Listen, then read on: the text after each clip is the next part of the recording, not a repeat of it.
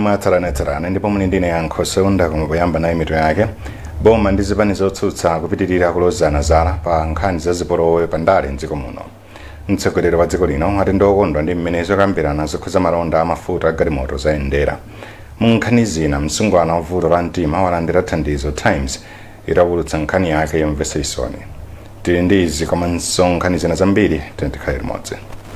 Boma ndi zipani zotsutsa mdziko muno zikupitirira kulozana zala pa nkhani zokhuza zipolowe pandale. Mtsogoleri wa zipani zotsutsa George Aponda wati boma lilibe chidwi chofuna kuthana ndi omwe akuyambitsa zipolowezi. Koma mkulu wa mbali ya boma ku nyumba ya malamulo Richard Chimwendo Banda wati chipani cha DPP chikukondera poyankhula zokhuza zipolowezi. Kathe Maulidi ali ndi ripoti. Achaponda anati nzomvetsa chisoni komanso zochititsa mantha kuti apolisi komanso boma akhala akungoonelera anthu omwe akumanyamula zikwanje akusowetsa mtendere anthu ofuna kuchita zionetsero. Ndiye ine nali kufunsa kuti kodi anthu inu mfuna kuti tibwerere ku one party state. Anthu anavutika kwambiri kuti tipeze ufulu umene kuti democracy. Masopano anthu akuyenda ndi mabelo akuopsesedwa zinthu zonse zikuchitika. Koma poyankhapo pa izi mtsogoleri wa zokambirana nyumba ya malamulo Richard Chimwendo Banda omwenso ali nduna yona za maboma ang'ono anati ngakhale boma likudana ndi mchitidwe wa zipolowe chipani cha DPP sichimayenera kuyankhulapo pa nkhaniyi. Malinga ndi Chimwendo, chipani cha DPP chinachitira nkhanza zochuluka anthu ofuna kuchita zionetsero. Maka mchaka cha 2011 pomwe anthu okwana 20 anaphedwa pa zionetsero. Achimwendo anafunsanso chipani cha DPP kuti nchifukwa chani sichidayankhulepo pomwe mmodzi mwa mamembala ake anawuza achinyamata kumachinga kuti adziwotcha wina aliyense yemwe wopezeka atavala makaka a chipani cha MCP.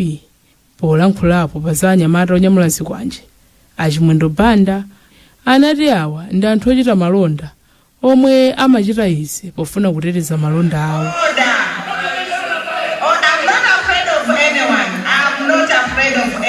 Koma poyankhulapo phungu wa Machinga East Esther Jolobala ati ngati apolisi komanso boma akulolera kuti anyamata onyamula zikwanjewa aziyendayenda kumasokoneza zionetsero ndiye kuti mdziko muno mulibe chitetezo chokwanira. Kandi ma inspector general za police mdziko muno mademo akhala kuchitika inu mukudziwa munalipo mpano mademo a 2019 kumapita mpaka na kuma 2020 anali mademo amene amatseka anthu town yonse kutseka apolisi analipo kumapereka chitetezo mpaka ame anazatuluka kumathandizira. Ndelero chavuta ndi chani kuti amalawa ayambe kuzithandizira pa iwo okha. Miyezi yapitayi kwakhala kovuta kuchita zionetsero maka mu mzinda wa Lilongwe chifukwa anyamata omwe amanyamula zikwanjewa amapirikitsa komanso kusokoneza anthu ofuna kuchita zionetsero. Mtsogoleri wa dziko lino Lazarus Chakwera wati ndokondwa ndi mmene zokambirana zokhuza malonda amafuta a galimoto zayendera ndi dziko la United Arab Emirates. Achakwera anena izi pa bwalo la ndege la Kamuzu ku Lilongwe pomwe amafika mdziko muno. Taunga Sabola watandiripoti. Mtsogoleri wa dziko lino Lazarus Chakwera adanyamuka mdziko muno sabata yatha kupita ku Abu Dhabi mdziko la United Arab Emirates kukakambirana ndi mtsogoleri wa dziko limenelo nkhani zokhudza malonda amafuta a galimoto. Ndipo polankhula ndi olemba nkhani pa bwalo la ndege la Kamuzu mu mzinda wa Lilongwe, Achakwera anati ndokondwa chifukwa zokambiranazo zayenda bwino. Ine ndine wokondwa kwambiri chifukwa mkumano wathu ndi a president komanso akuluakulu boma la UAE wakhala mkumano wabwino kwambiri. Nkhani yayikulu imene napitira ndi amafutayi koma takambirananso zina ndi zina kuti mgwirizano wathu sangokhala okhudza mafuta awa komanso kukhudza zinthu zina zokhudza anthu a business amene akhoza kubwera kudzachita ma business wawo kuno kwathu.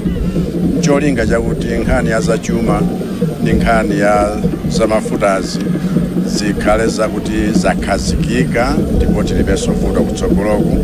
Tere kutsopano nkongofunika anthu athu ayenderere zimenezi kuti zikhazike bwinobwino pali pano palibe vuto lilonse. Ndakondwera kwambiri kuti tsopano zimenezi zikhala mchimake. Iwo anati kupatula nkhani ya mafuta a galimoto anakambirananso ndi akuluakulu a dziko limenelo nkhani zokhudza malonda. Miyezi iwiri yapitayo dziko la Malawi lakhala likuvutika pa nkhani ya mafuta a galimoto zomwe zinachititsa kuti m'malo momwetsera mafuta mukhale mizere italiitali. Tili pa nkhani ngati yomweyi, National Oil Company NOCMA yati kusowa kwa mafuta a galimoto kumene kwayambiranso ndi kamba kampungwepungwe mdziko la Mozambique. Kusowekera kwa mafuta kwayambiranso sabata zapitazi pamene oyendetsa galimoto akuvutika kupeza mafutawa. Koma ofatisa nkhani ku kampani ya NOCMA Raymond Likambale wati pakadali pano kugwiritsa ntchito dziko la Tanzania lokha pobweretsa mafuta a galimoto mdziko muno. Isaac Salima akufotokoza. Mdziko la Mozambiki mwakhala muli mpungwepungwe kusatira kusakhutira ndi zotsatira za chisankho cha mtsogoleri wa dziko chimene chidachitika mwezi wa Okutobala chaka chino. Ndipo izi malinga ndi amene amayankhulira kampani ya NOCMA a Raymond Likambale zakhuza nkhani yakayendetsedwe ka mafuta a galimoto mdziko muno. Likambale ati dziko lino pakadali pano likudalira njira imodzi pamene galimoto zonyamula mafuta zikumazira mdziko la Tanzania. Monga amalawi akudziwa kwakhala kuli zionetsero kutsatira zisankho zimene zinali ku Mozambiki, ndiye zimenezi zinachita affect kubweretsa kwathu kwa mafuta mdziko muno. Panopo ndiye kuti njira imeneyi idalira kwambiri ndi ya Tanzania imene ikubweretsa mafuta mdziko muno. Komabe ife ngati NOCMA tikuchita chilichonse ndithu chotheka kuti mafuta awakhalepo. Ndiye chimene tachita pano, matraki onse a Malawi amachoka ku Tanzania tapanga kuti azipita onse ku Blantyre. Ndipo palinso mafuta ena amene tichotsa ku Lilongwe kuti azipita ku Blantyre yako.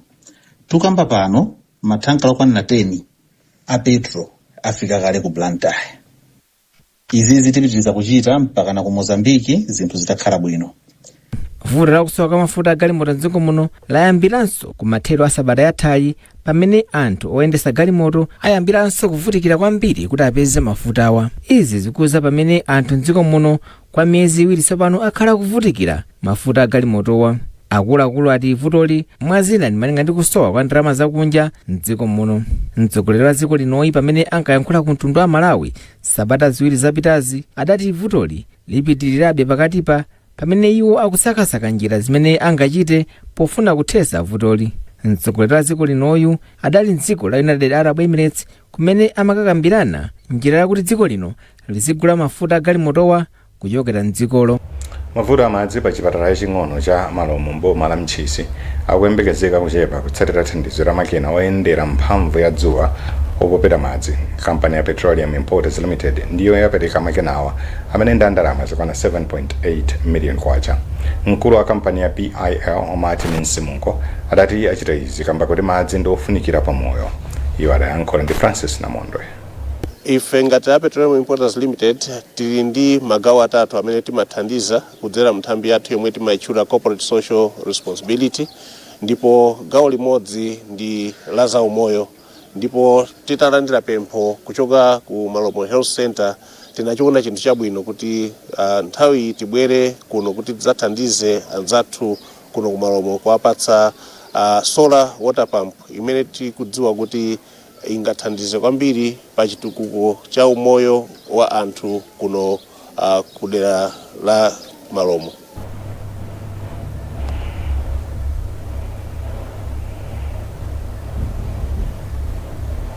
Mkulu wa chipatalachi Azuze Nkhonde adayamikira kamba kathandizole. Ife tachilandira mosangalala kwambiri ndi chimwemwe chifukwa kuti pampu iyi itithandiza kwambiri kumbali yatipulumutsa kwambiri mu nyengo imene timadusa. Mbuye kuti makhala ndi ma issues okhuza madzi pa chipatala panopa. Chifukwa kuti pampu yathu makhala ndi mavuto pena imatha kusiya kugwira ntchito pena iyambepo. Komanso tithokoze kwambiri chifukwa cha anzathu akuboma amene timati kayimbira foni kuti adzathandize kukonza pampu yamabwera kumazayikonza iyambepo izigwira kena kupezera atani yasiya. So pampu iyi kubwera kwake amene abwereramo tikuthokoza kwambiri anzathu a PIL kuti atithandiza kwambiri. It means mavuto onse aja amene timakumana nawo aja ndiye kuti amene awa atani panopa ndiye kuti athesedwa. Tipitiriza kupasirani nkhanizi mukatha kuonera izi. Welcome to Premier Beta. You have tried the Racer, now play the Baster. Win big with Navigator. Watch your payout soar higher and higher. But cash out before your winnings fly away. Join the fun now at Premier Payt. Payt with the best. Everyone knows foods with protein are good for us. A wonderful meal for the family. A little bit of onions, a little tomato. Mix it up and it's ready to eat. Top soy, we're healthy life. All you need is top soy. With the top taste, brighten your day with top soy, top soy, top soy. Top Soy Soya Pieces is a world-class Malawian top relish made with top quality, top taste, and top value. And it's perfect when served with rice, sima, spaghetti, and so much more. Buy yours today in all wholesalers and retail shops across the country. Top soy, truly a top relish.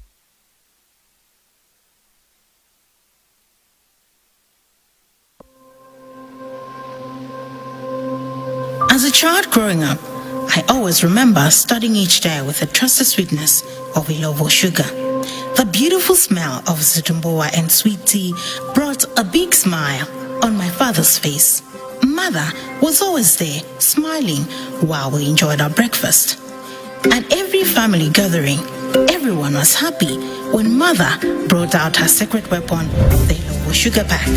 Because we all knew that the mandasi, zikomoyoyo, toba, and many other delicious foods she prepared would create lasting memories. Now that I'm grown, these stories I don't only tell my family and friends, but I let them experience it for themselves every time they have a taste of food prepared with Ilovo sugar. Ilovo sugar, the trusted brand from generation to generation. Ilovo sugar, take mpamvu.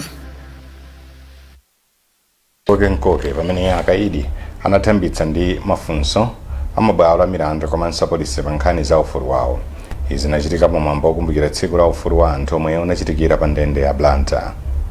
Thomas Kachere wadzandiza mbiri.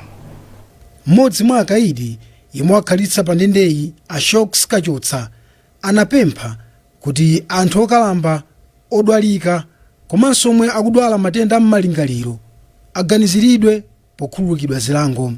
Akachotsa omwe anayimira akaidi anzawo anadabwanso kuti nchifukwa chiyani mabwalo a milandu amatenga nthawi yayitali asanamalize milandu. Chifukwa munomu muli anthu anamangidwa 30 years 40 years kuchotseredwa kuja amangomva zimene zimapangisa kuti moyo wawo wa ndende ukhale opeteka kwambiri. Mkulu wa bungwe la Center for Human Rights Education Advice and Assistance CREA, Victor Mhango, anati ena mwa mayankho kumavuto omwe ndende zikukumana nawo mdziko muno ndi kukhala ndi lamulo latsopano loyendetsera ndende. Takhati mayankhula kwa nthawi yayitali kunena kuti tiyenera kukhala ndi lamulo la nyuwani loyendetsera prison, kapena tinene kunena kuti Collection Service Act. Padakali panopa timayembekeza kuti parliament ikambirana bill imene ilipo kunena kuti ndicho linga chonena kunena kuti mwina mwake ikhale lamulo. Yankho la kuti anthu azitulusidwa msanga lili mkati mwachani mwa bill imeneyo imene timanena kuti parole system imene imarola kuti anthu amene asinthika atha kupita ku nyumba ndithu kuti akapumule.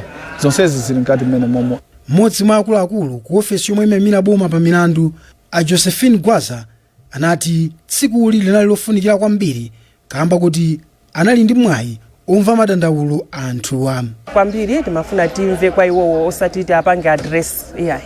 Mafuna timve their concerns zokhuza ufulu wawo. Ndipo mu kulankhula kwawo ma issues amene tinaona kuti anapanga raise kwambiri, number 1 inali ya pardon. Even though pardon si ufulu wawo, komano anaibweresa mu light yonena kuti moving towards a reformed prison and prisoners amatha kusintha.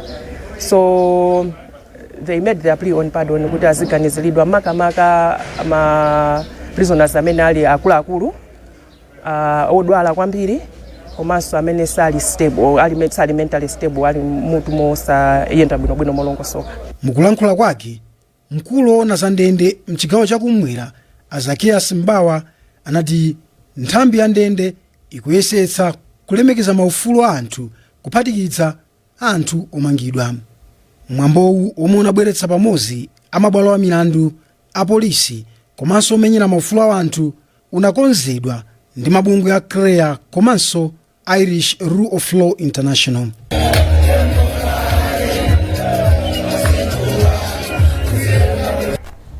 Apolisi mdziko muno ndokonzeka kuteteza anthu mnyengo ya chikondwerero cha Christmas ndi chaka chatsopano.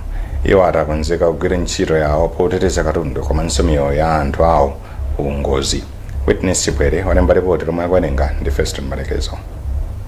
Poyankhula lachiwiri wachiwiri kwa wamkulu wofalitsa nkhani za apolisi mdziko muno Ahale Namwaza anati pa nthawi yachisangalaloyi iwo azaonetsa kuti apolisi ali m'malo onse mmene mmachitika kawirikawiri za upandu kuti zisachitike. Anamwaza anati pakadali pano chomwe akuchita ndi kulimbikitsa nthambi yawo ya ukazitape ndi cholinga choti nthawi yachisangalalo ikafika azathe kukwaniritsa kuthana ndi chilichonse chophwanya lamulo.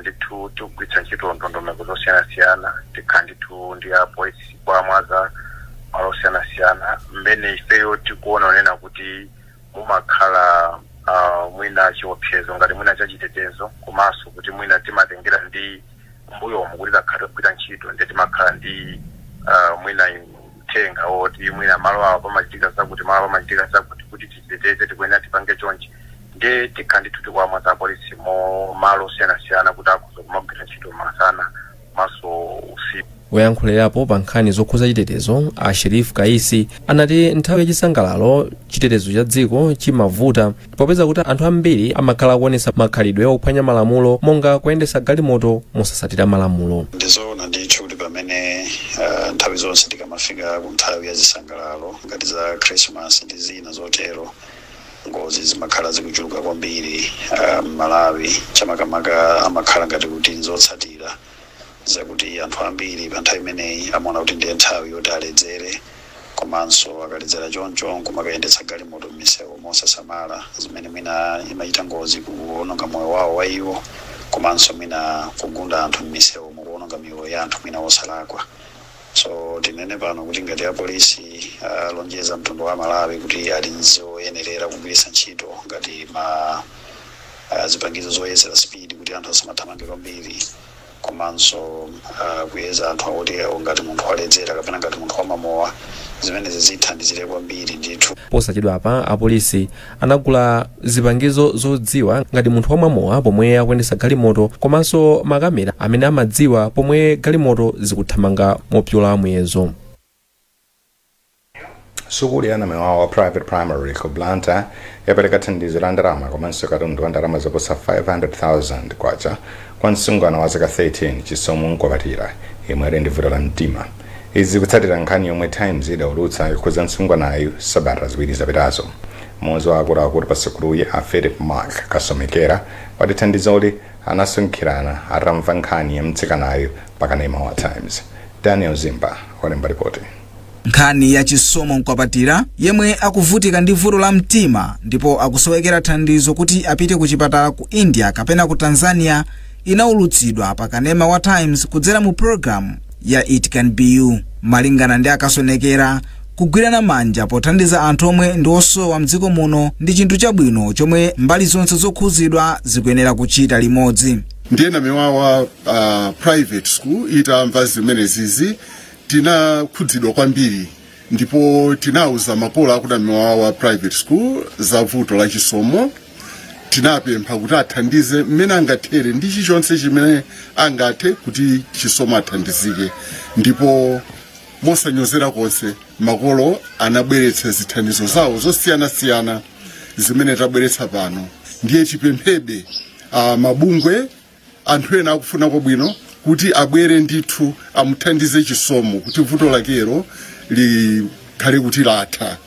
Ophunzira pafupifupi makumi awiri 20 ndiwo anapereka thandizoli kwa Chisomo ndipo anamufuniranso mafuno abwino pamene nyengo ya chisangalalo cha Krismasi komanso chaka chatsopano zayandikira. Meoda Kazembe ndi mmodzi mwa ophunzira awa. Mulungu amutetezere ampase zinthu zake zosowa azimuyang'anira kutetezera ndi kunchirisa. Ziko tathokoza. ndipo kumbali yawo mayi achisomo a Zainab John anathokoza kamba kathandizoli lomwe anati ladza mu nthawi yake. Iwo anati kusowekera zinthu komanso ndalama zothandizira kusamala moyo wachisomo ndi vuto lalikulu lomwe akhala akukumana nalo, ndipo akanakonda mtsikanayo atapeza thandizo kuti akathandizidwe kunja kwa dziko lino. Vuto la mtima lasokoneza kwambiri moyo wachisomo yemwe pakadali pano zina mwa ziwalo za thupi lake sizikugwira bwino ntchito zake. Boma la United Kingdom lapereka ndalama zokwana 90 billion kwacha pofuna kutukula maphunziro mdziko muno.